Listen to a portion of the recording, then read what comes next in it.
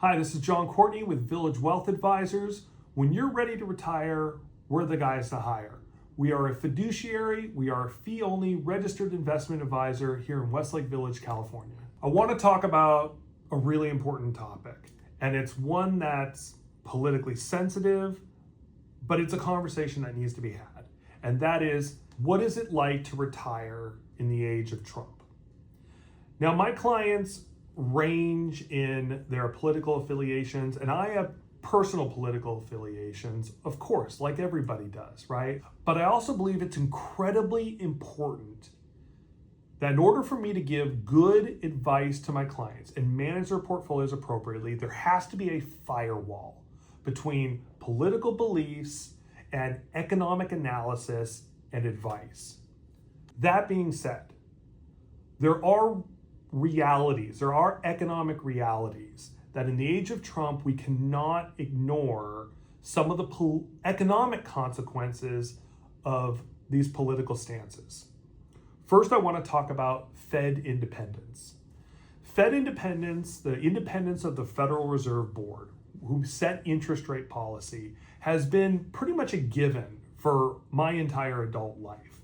That wasn't always a crystal clear truth, though, here in the United States. President Johnson did it in order to try and keep the economic situation here more favorable to keep fighting the Vietnam War. President Nixon did it in order to try and get more favorable results from a midterm. President Carter did it in order to try and keep inflation lower and get through his economic stimulating policies, which actually ended up just making inflation worse. So we have seen it in this country. In every case, there were negative economic consequences from it.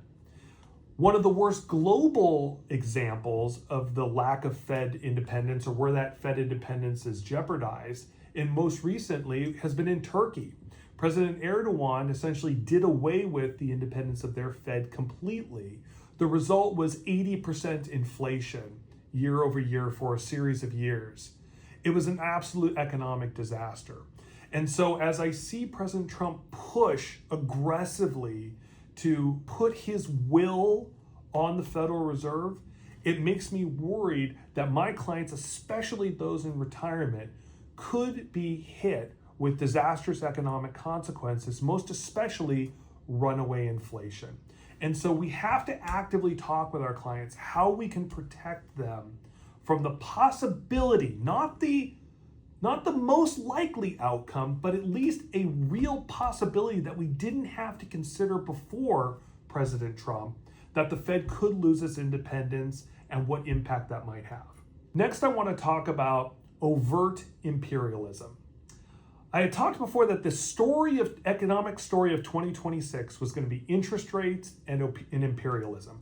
And if you don't like the word imperialism, I'm sorry.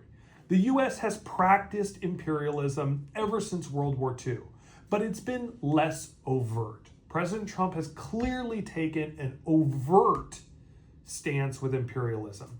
First, from removing the president of Venezuela and treating and talking as if Venezuela was all of a sudden the 51st state. Then it was Greenland and trying to buy Greenland or force a takeover of Greenland. I guess we've moved on from that, and now we're fighting a war in Iran. And again, a lot of talk about taking over Iran or being the rulers of Iran, and now it's talk of Cuba.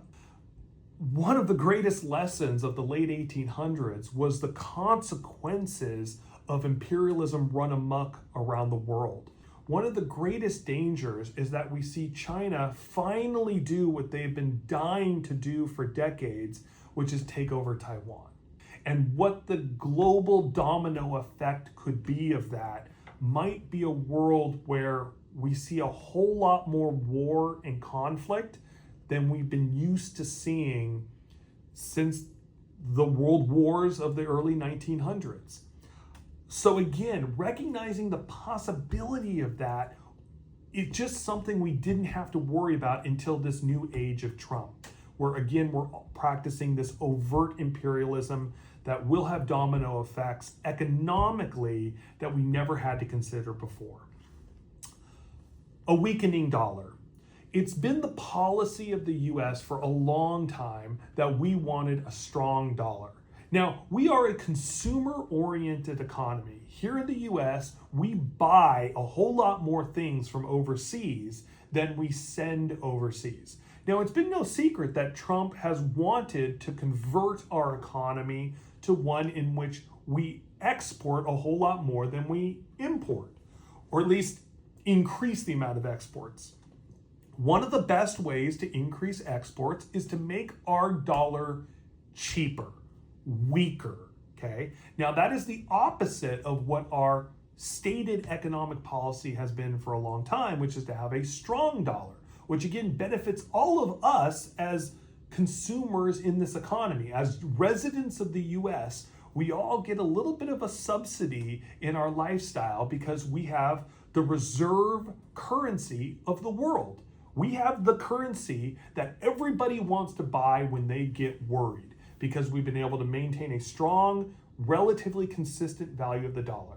President Trump is actively working to weaken the value of the dollar. Now, you might agree with the end's goal of increasing exports, but we do have to consider the consequences of a weak dollar policy.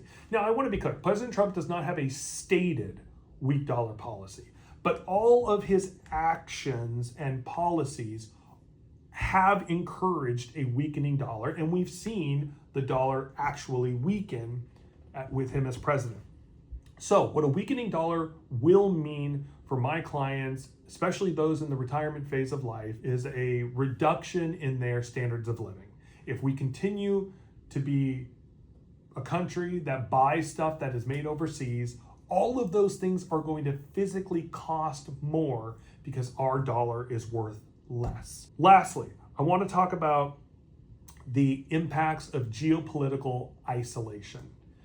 It's no secret that the rest of the world isn't a big fan of us right now. Our tariff policy, combined with the gruffness of our communication and our actions overseas, have created isolation. Some of our closest allies historically have really just left us hanging there with this war in Iran. And I think that is symbolic of the consequences of geopolitical isolation. What we have to ask is, what could be the economic impacts of geopolitical isolation? Well, one of the things we've seen is that others have stepped into the space that we've left bare through our trade policies. Other countries are creating trading relationships as we've stepped out of that role. We've seen China benefit tremendously from creating trading relationships as we've isolated ourselves economically through our trade policy and our tariff policy and the conflicts that we've created overseas. We've even seen Russia benefit from this most recent conflict in Iran by being a source of oil exports that they had previously had sanctions placed against them, preventing them from doing that. So the economic impacts of geopolitical isolation, again, must be considered in the age of Trump that we just weren't really considering in the past. My clients are expressing concerns to me about the risk to their financial security with President Trump that they just have never expressed before. But it's really hard to imagine that anything isn't on the table. And so the challenge for me and for Village Wealth Advisors is, how do we protect our clients from things that we've never had to worry about before? And how do we protect them from scenarios that we just don't have examples of in the past to point to and go, oh, this is how that worked?